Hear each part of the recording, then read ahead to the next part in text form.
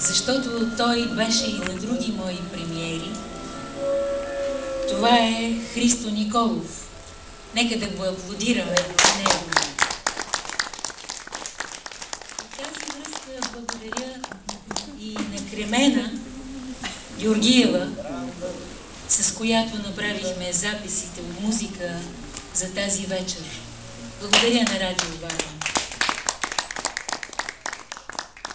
Тази книжка, от нея ще ви прочета съвсем малко, само за да ви припомня, че и нещо такова съм правила. Тя е една философска поема, театрална по форма, диалогична мистерия за диктор и актьор.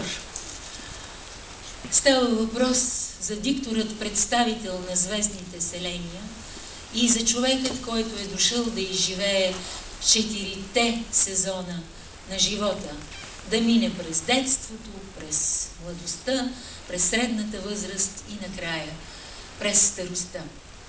Като ще ви прочета само последната част, която е колкото 4 стихотворения. Дикторът. Добре ли си?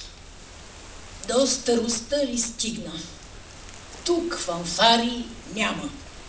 Цигулката на хремово щурче се мъчи нещичко да изрече и нещото е въведение в действие 4. Актьор. Дано да имам сили.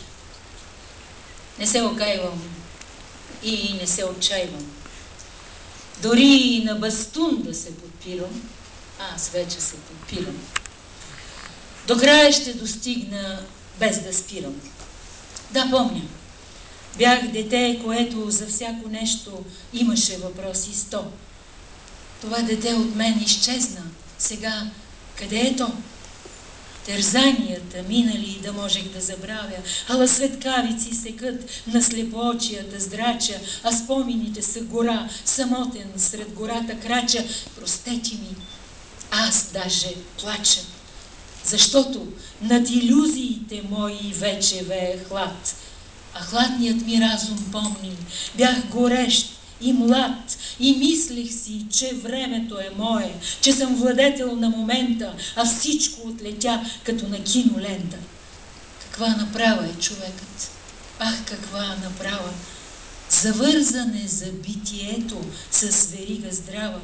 За всичко земно има мнение, ала живее в невидение. Ламти за бъдното, сегашното забравил.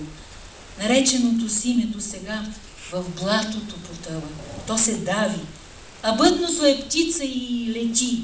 Иди, че бъдното стигни. Въртим се като в игра. Виж вчерашното утре, днес с лице е ново. То вече е сега. Пропуснал си пробуждането на зората.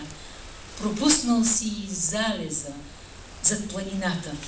Докато си чакал нещото, безкрайно хубавото нещо, най-после и на тебе да се случи. Очаквал си какво? Какво получи?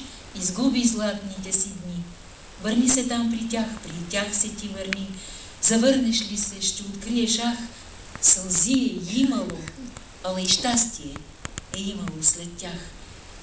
Завръщам се във всеки миг предишен. С усмивка се завръщам и въздишам.